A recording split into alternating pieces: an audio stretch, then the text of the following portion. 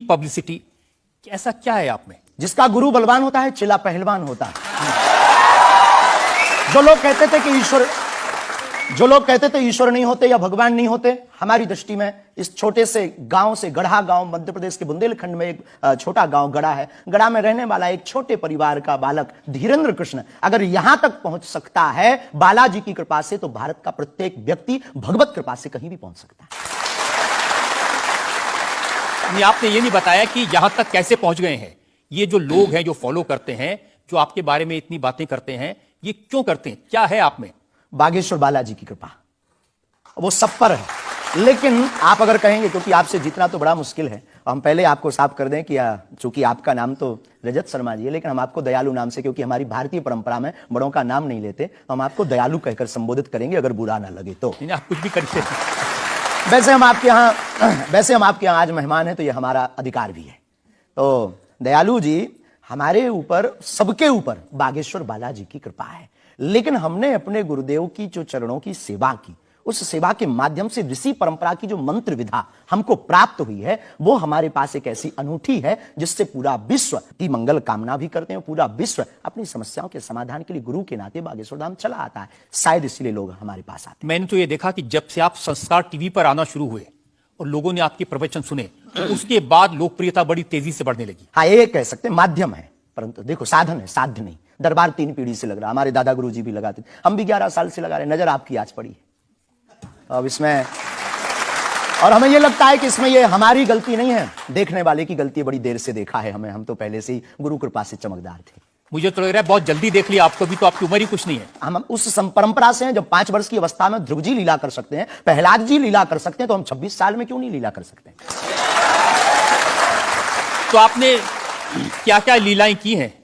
कोई ऐसी लीला नहीं की जिसमें हम फंसे हैं। लेकिन आपकी अदालत में आए हैं, तो अब आपके उसमें आप जो कह रहे हैं, तो हमारे जीवन में गुरु कृपा से जो किया, सब सनातन के लिए किया, और केवल सनातन के लिए करें। लीला का मतलब ये, हम कोई ईश्वर नहीं है, हम कोई भगवान नहीं है। साधारण जैसे ये इंसान है, वैसे हम मानव हैं। हमें कोई अलग नहीं है, बस हमने अपनी परंपरा को ठीक से जाना, ये अलग है।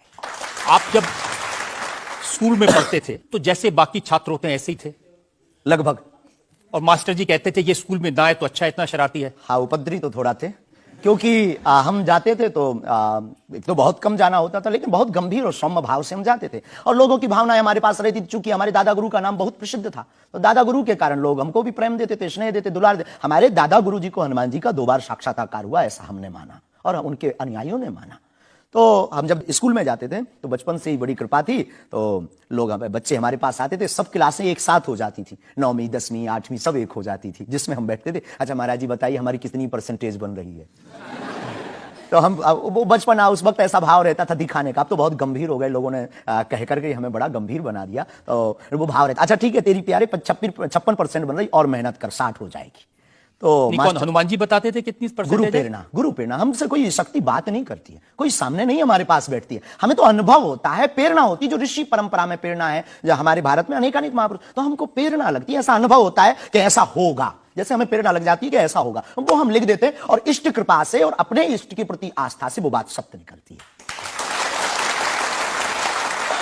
हमारा जीवन भी बड़ा अभाव से गुजरा। एक छोटी झोपड़ी रहती थी, वो भी झोपड़ी, कच्ची झोपड़ी, उसमें पिताजी रहते थे, हमारी माँ, हमसे छोटी बहन और उससे छोटा भाई, 5 लोग उसमें रहते थे। उसी में भगवान को स्थान था। दादा गुरुजी निर्मोही अखाड़ा से साधु थे, तो उन्हें परिवार से ज्यादा मतलब नहीं था। तो बड़ा अभाव में गुजरा हमारा जीवन, बहुत विचित्र स्थितियों में गुजरा। लेकिन अभाव ने प्रभाव की महिमा बताई, और आज प्रभाव ने हमें अभाव की महिमा बताई। तो आप कह रहे कि जब छात्र थे तो साधारण छात्र थे, जैसे बाकी बच्चे होते हैं, वैसे आज घर परिवार वैसा था जैसे बाकी लोगों का होता है। कोई नई बात नहीं, कोई ऐसा, हम कोई ईश्वर नहीं है, हम संसार से कोई अलग से ब्रह्मा जी की फैक्ट्री से सेट नहीं भरे।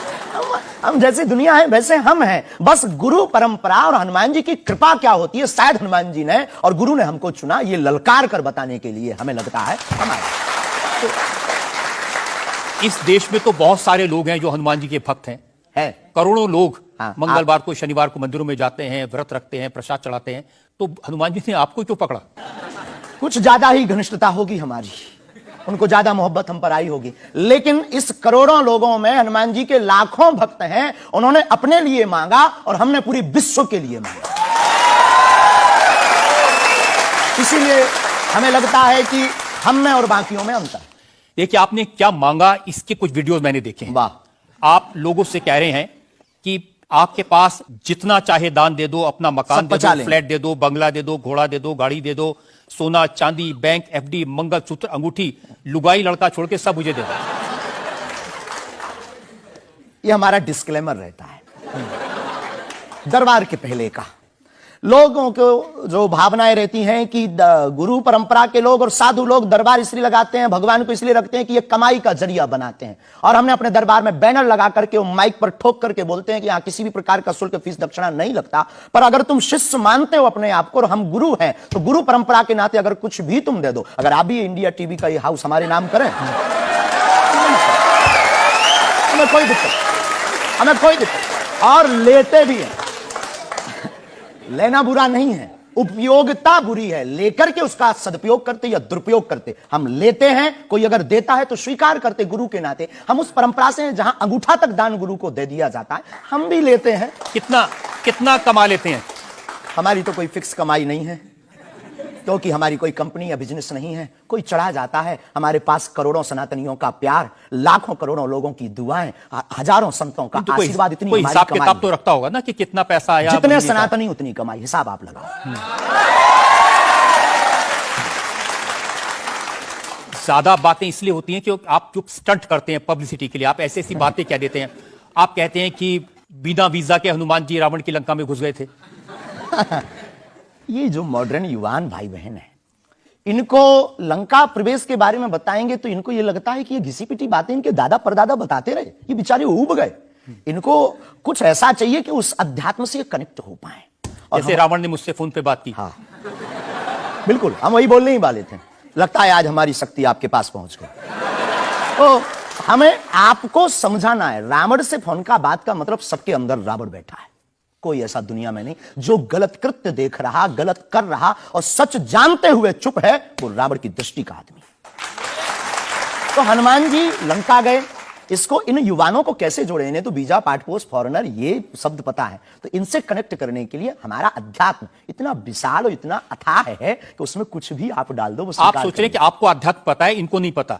इस देश की जनता को आपसे ज्यादा अध्यात्म पता है। ऐसा हमने नहीं कहा। हमें अपने हिसाब का पता है, उन्हें अपने हिसाब का। वो अपने में श्रेष्ठ हैं, हम अपने में अब जो कोशिश कर रहे हैं विद्यार्थी। हमने ऐसा कभी नहीं कहा कि हम श्रेष्ठ हैं, और ये आरोप हमें नहीं लगता कि ठीक है। आपका ये कहना कि मेरे पास एक गधा है जिसमें वाईफाई है और वो प्लेन में भी वाईफाई चलता है, ये मजाक की बातें नहीं है। लोगों की दृष्टि से, भावनात्मक दृष्टि से देखा जाए तो ये बहुत गहरा विषय है। मजाक की दृष्टि से अगर कोई देखेगा तो देखो, जाकी रही भावना जैसी प्रभु मूलत देखी तिन तैसी। भगवान की कोई लीला को सिर्फ रास लीला को उठाते हैं, लेकिन हम तो महाभारत भी उठाते हैं। तो अपनी अपनी दृष्टि है, हम ये मजाक में नहीं कहते। हम उनको बताना चाहते हैं कि हमारे देवी देवताओं से जो हमारे इष्ट की परंपरा की जो निशानी है, वो अगर नजदीक रहे, गुरु की निशानी अगर नजदीक रहे, माता पिता की बातों की निशानी नजदीक रहे, तो बेटा कभी गलती नहीं करेगा, वो चार चांद लगाता रहेगा। शास्त्री जी, इसको कहते हैं आप अंधों के शहर में आईना बेचने की कोशिश कर रहे हैं। ऐसा हमारा भाव नहीं है, अपितु हमारा भाव यह है कि उस केवल वाईफाई को हम बताते नहीं, उसकी महिमा भी बताते हैं, और दरबार में आने वाले लोगों को उसकी महिमा का अनुभव भी कराते हैं। तो फिर वो जो बात मजाक की है ना, वो फिर अध्यात्म, आस्था, ईश्वर से जुड़ करके नास्तिक भी आस्तिक बन जाता है।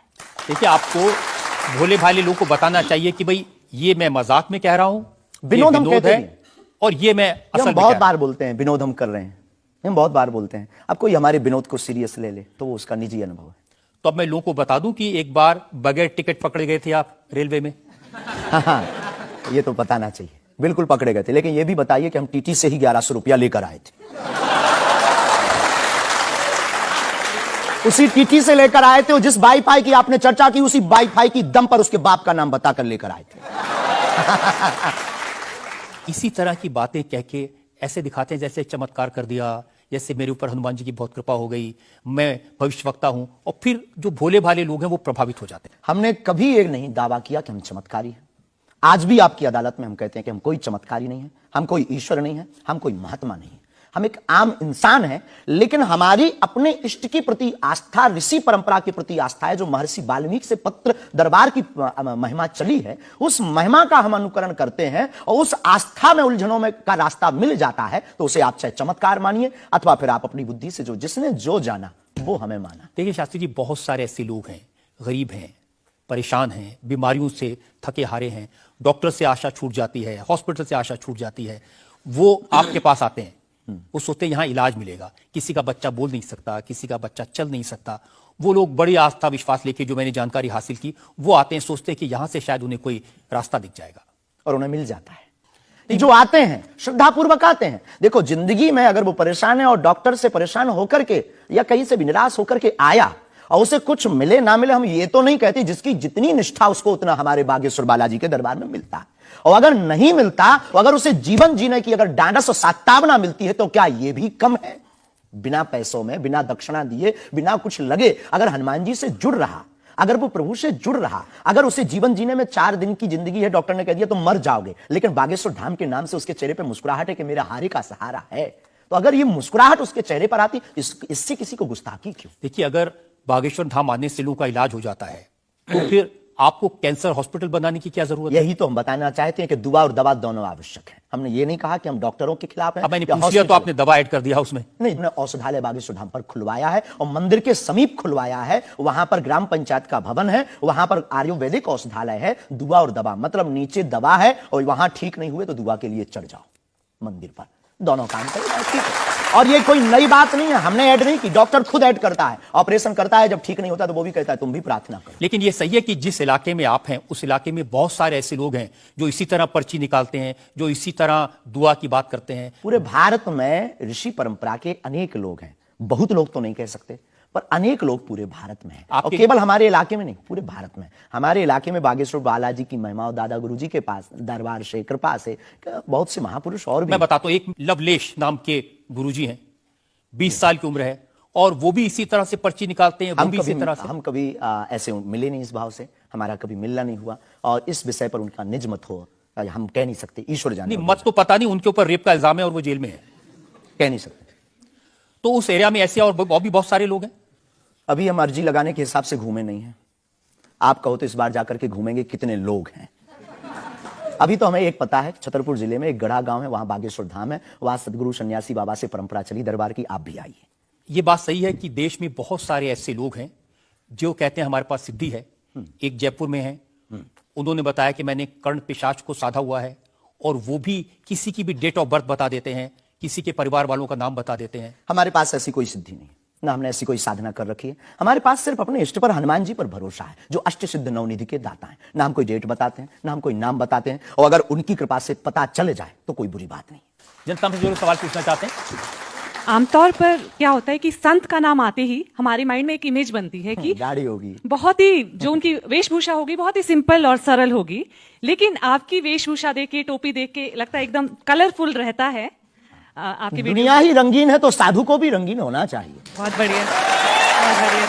जब 7 रंगों की भरी दुनिया है माय डियर सिस्टर, 7 रंगों से भरी दुनिया है, तो मुझे क्या दिक्कत है? और हम कोई साधु नहीं, हम कोई महात्मा नहीं, ना हमने चोला ले रखा है। हम एक वर्ण व्यवस्था की बात नहीं करेंगे, हम एक गुरु के शिष्य हैं और आम इंसान हैं। और अगर कोई सरनेम पूछे तो हम शुक्ल वंशीय सरयूपारी ब्राह्मण है। तो जो 7 ब्राह्मणों की वेशभूषा है वो हमने धारण की, गुरु के नाते हमने ये पादुका अपनी एक परंपरा को निर्वाहन करने के लिए धारण की। और टोपी कोई आया तो दे गया, अगर आप कुछ दो बहन हमें तो वो भी स्वीकार है। आप चाहो तो कुछ हमें पहनने को दे सकते हो, हम पहन लेंगे। एक वेबसाइट ने लिखा कि ये जो टोपी पहनते हैं, ये पहनाने वाले से भी कुछ गुरु दक्षिणा लेते हैं। जो कपड़े पहनते हैं, जो कपड़े जिसके दिए पहनते हैं, उससे भी कुछ पैसा लेते हैं। आज तक ऐसा कोई मिला नहीं है, खोज जारी है। किसी ने हमें आज तक दक्षिणा नहीं दी टोपी पहनाने के नाम पर या कपड़े पहनाने के नाम पर। हम तो राह चलते कोई मिल जाता है तो उसका पहन लेते, अपना दे देते हैं। हम तो साधु उस परंपरा के हैं, उस परंपरा के। लेकिन अच्छे लगते हैं आपको ये रंग बिरंगे कपड़े? बहुत आनंद आता है। क्या दिक्कत है साहब? किसी को दिक्कत है वो हमसे ज्यादा रंगीन पहने। एक शायर ने कहा कि जो खानदानी रईस हैं वो मिजाज रखते हैं नर्म अपना। आपका लहजा बता रहा है आपकी ये शोहरत नहीं।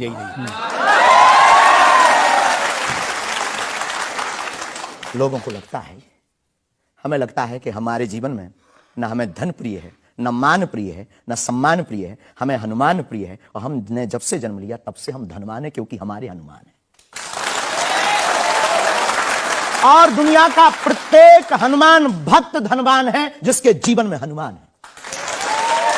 और वो निर्धन है इस दुनिया में जिसके जीवन में भगवान नहीं, वो निर्धन है। और अगर बाप हनुमान हो और धनवान हनुमान हो और उनका भक्त अगर रंगीन ना हो, पीला लाल ना हो, जब हनुमान जी लाल देह लाली से हो सकता, तो लाल पगड़ी क्यों नहीं हो सकती?